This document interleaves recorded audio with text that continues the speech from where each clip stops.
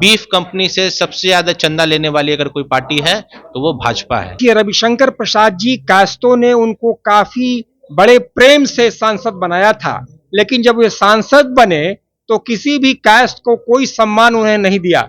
ये पूरा चुनाव भाजपा जो है वो गौ माता गौ मास के पैसों से लड़ रही है। कि जो कायस्था जो ये हमारा समाज है ये बुद्धि और विवेक से काम करती है। तो हम लोगों ने 10 साल देखा कि भाई तो रविशंकर जी कुछ भी नहीं किए कायस्थों के लिए।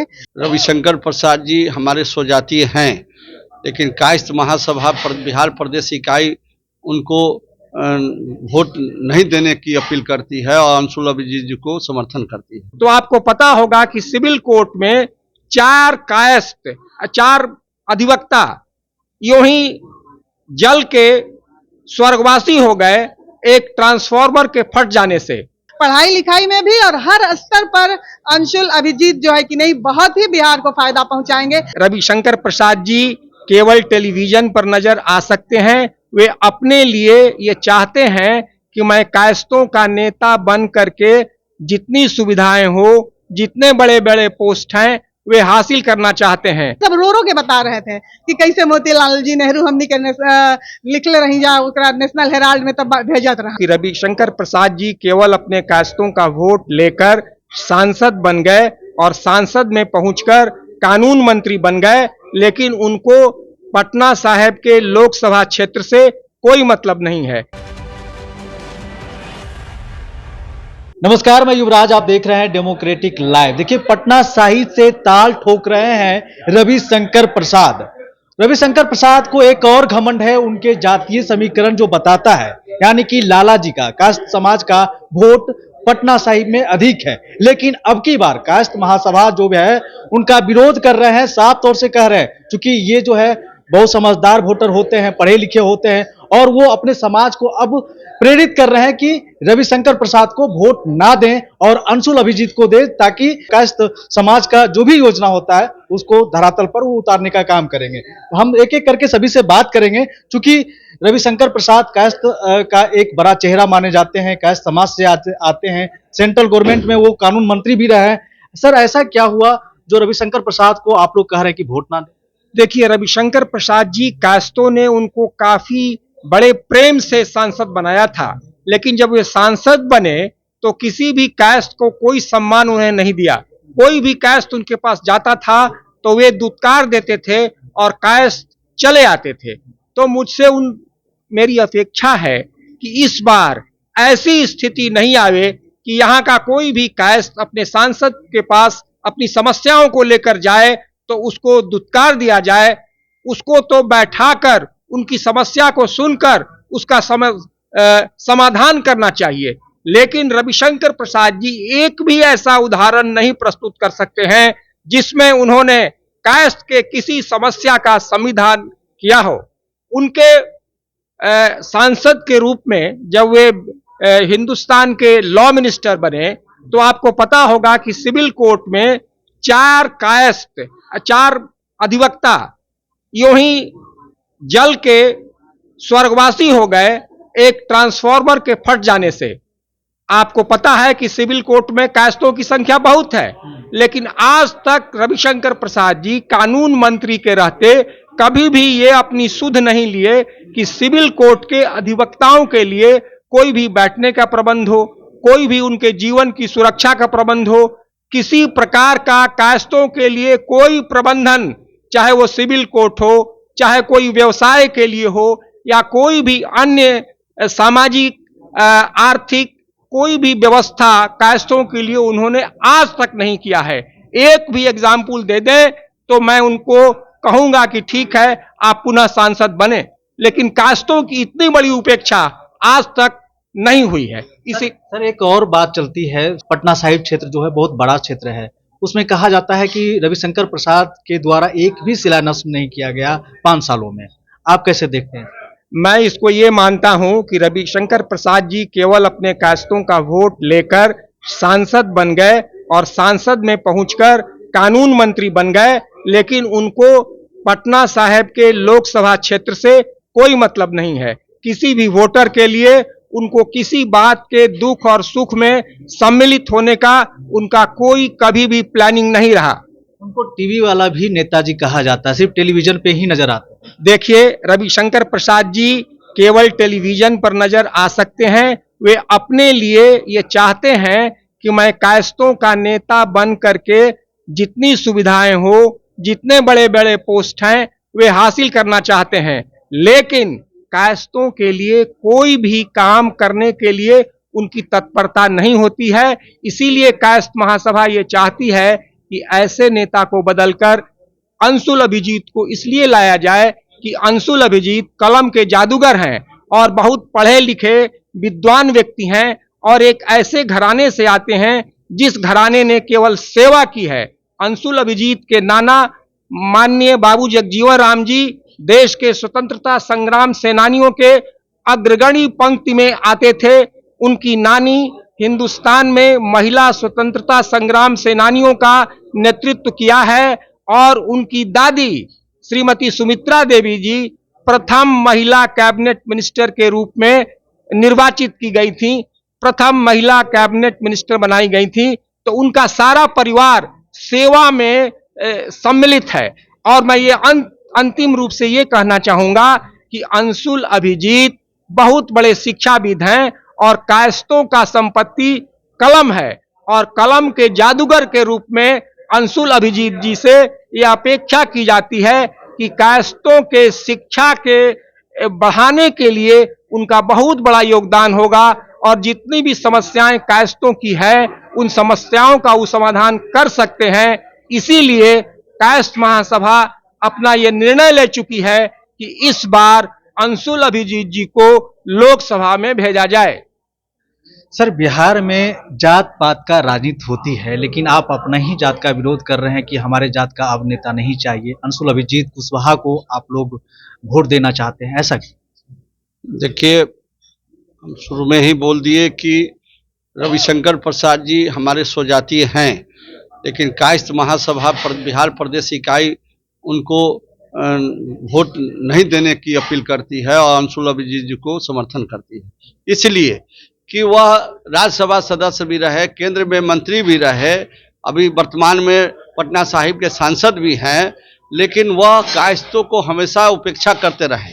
दिल्ली से लेकर पटना तक कायस्थ के जो भी हमारे युवा या माता बहन चाहे जो भी बुजुर्ग गए हैं तो उसको इंटरटेन नहीं किए हैं।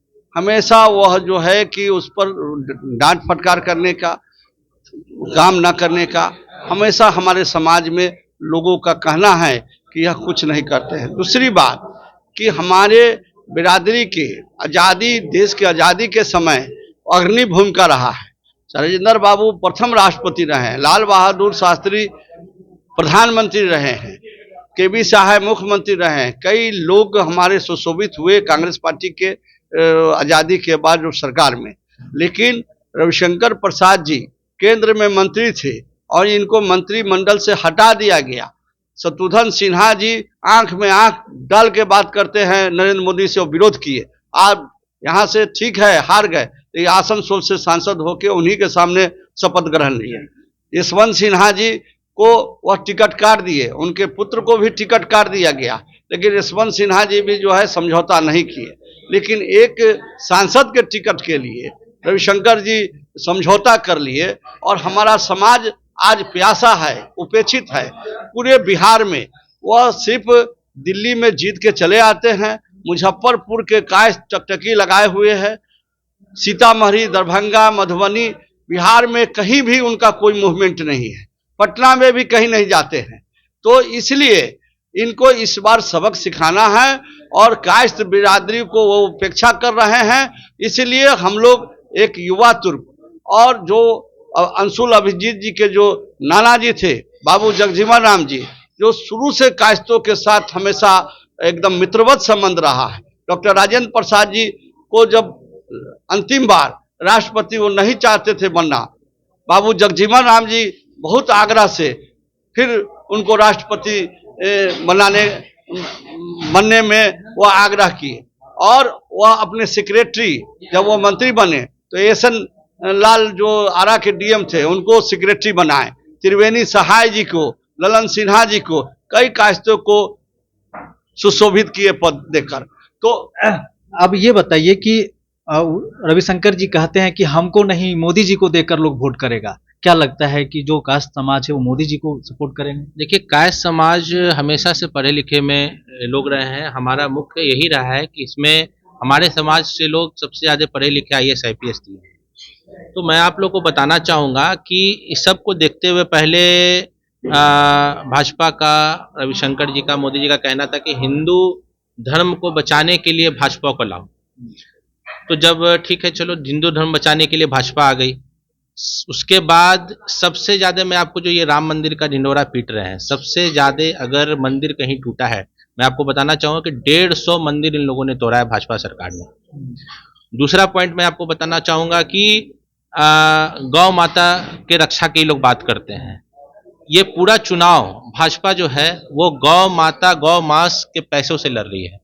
बीफ कंपनी से सबसे ज्यादा चंदा लेने वाली अगर कोई पार्टी है तो वो भाजपा है, और भाजपा बीफ कंपनी से चंदा लेकर के और इस देश में चुनाव लड़ रही है इस बार। तो जनता ये सब चीजों को समझ रही है, और कायस्थ पढ़े लिखे होते हैं वो अच्छे से समझ रहे हैं।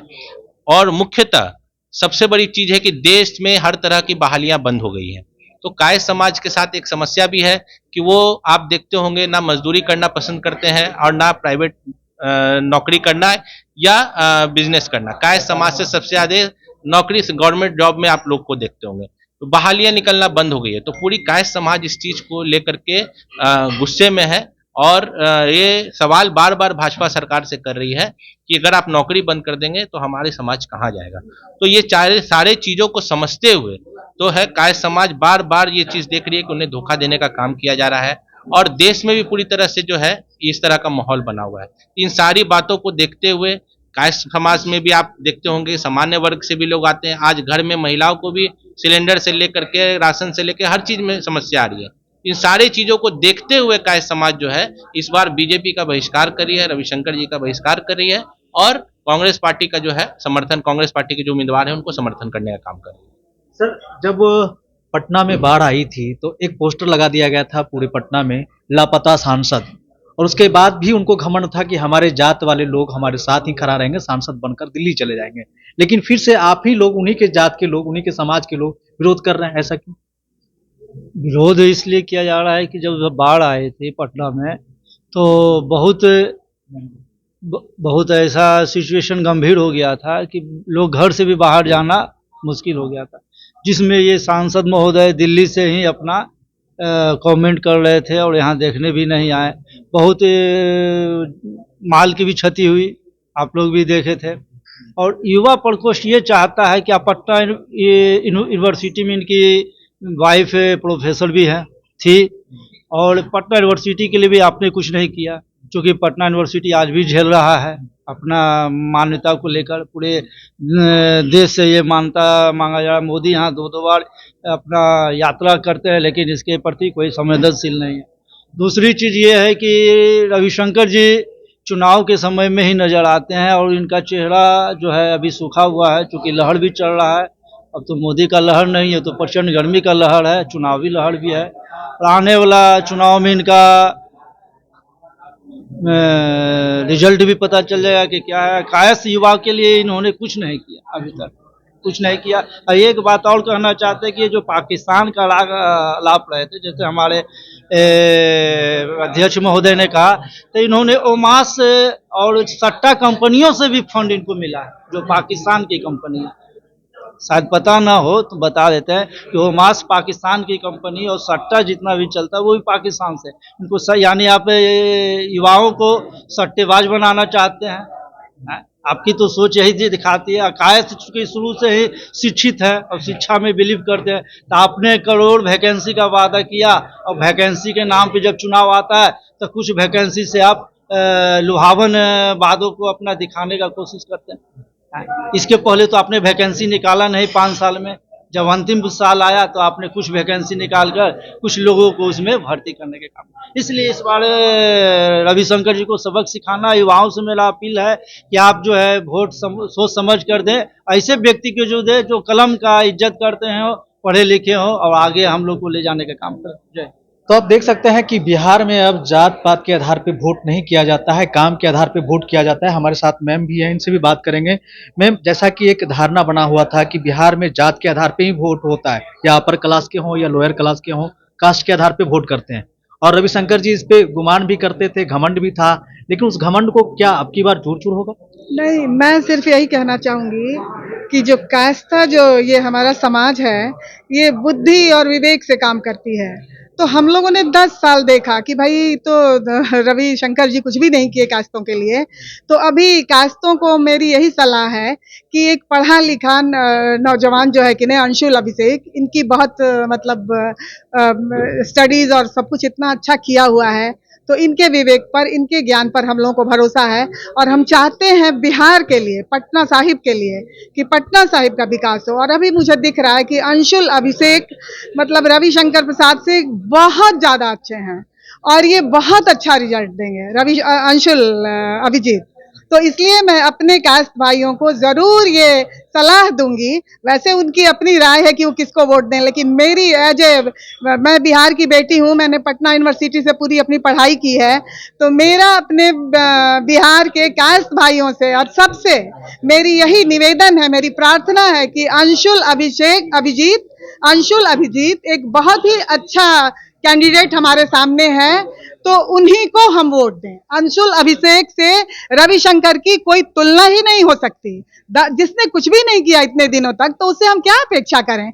और एक बुद्धिमान जो हमारा जो बुद्धि विवेक वाला जो हमारा समाज है कास्ट का, वो बहुत अच्छे से ये समझ गया है कि अंशुल अभिषेक यदि आता है तो वो बिल्कुल जो है कि नहीं सो पटना साहिब को चमका के रख देगा, पढ़ाई लिखाई में भी और हर स्तर पर अंशुल अभिजीत जो है कि नहीं बहुत ही बिहार को फायदा पहुंचाएंगे। मैं बहुत नभी लालची हो रही हूँ, मैं सिर्फ अपने बिहार के बारे में सोच रही हूँ।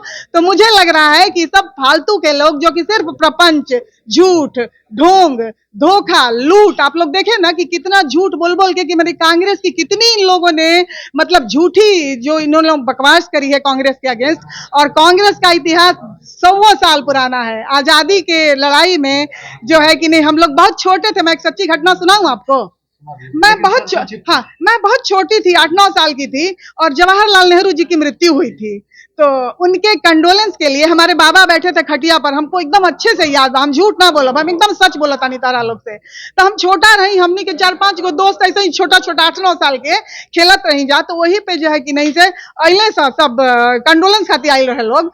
तो वो लोग कहे लागल, सब लोग रो रो के, जवाहरलाल नेहरू के कंडोलेंस रहे, वही में रो रो के बतावे लोग कि कैसे हमरा के मोतीलाल जी नेहरू हमरा बाबू के 1.25 रुपया भेजत रहन, 12 आना भेजत रहन। क्योंकि अंग्रेजों को, ब्रिटिशर्स को हिंदी नहीं आती थी ना पढ़ने, तो हिंदी न्यूज़पेपर वो पढ़ नहीं सकते थे। तो नेशनल हेराल्ड मोतीलाल नेहरू ने, ये हमारे ख्याल 125 साल पुरानी बात मैं बता रही हूँ आप लोगों को, और वो जो बयान कर रहे थे वो 40 साल पुरानी अपनी बात बता रहे थे। तो वो लोग बता रहे थे कि मोतीलाल नेहरू कैसे हमारा बाबू के 4 आना भेजले। यहाँ जो यंग बच्चे थे ना, वो सब अंग्रेजी में लिखना चाहते थे कि हाँ अंग्रेजों भारत छोड़ो, भागो यहाँ से, हम लोग तुम्हें पसंद नहीं करते, तुम लोग निकल जाओ यहाँ से। तो हिंदी में ही अंग्रेजी में वो लिखते थे। तो जो बच्चे लिखते थे उसको मोतीलाल नेहरू, उस समय 12 आने की बहुत वैल्यू होती थी बेटा, तो 12 आना, 4 आना, किसी को 1.25 रुपया, वो सब भेजते। तो वही सब रो रो के बता रहे थे कि कैसे मोतीलाल जी नेहरू हमनी के लिखले रही जा, नेशनल हेराल्ड में तब भेजत रहन। तो ये ऐसे ऐसे कांग्रेस ने खड़ा किया है देश को, और ये आके ढोंगी मंदिर बनवा के और देश को मतलब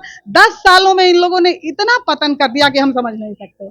तो वही सब है मंदिर भी तो देश के चंदा से बना। बिल्कुल नहीं, तो मंदिर में हम लोग हिंदू समाज है, बाप रे, मीरा जी के घर में जाकर एकदम पहले उठ के वो लोग प्रणाम करती है। अंशुल का यही है, अंशुल अभिजीत यही जानता है कि कैसे पूजा किया जाता है, लेकिन पूजा के नाम पर कभी वोट नहीं किसी ने मांगा। आस्था अपनी जगह, राजनीति अपनी। बिल्कुल, राजनीति अपनी। और अंशुल अभिजीत को यदि बिहार की जनता चुनती है तो 2 साल में ही नजर आ जाएगा कि अंशुल अभिजीत क्या कर रहा है देश के लिए और बिहार के लिए। तो इसलिए मैं थोड़ा सा अपने बिहार के बारे में सोच रही हूँ, और मैं एकदम चाहती हूँ कि अंशुल अभिजीत ही जीते और सबको वोट देना चाहिए।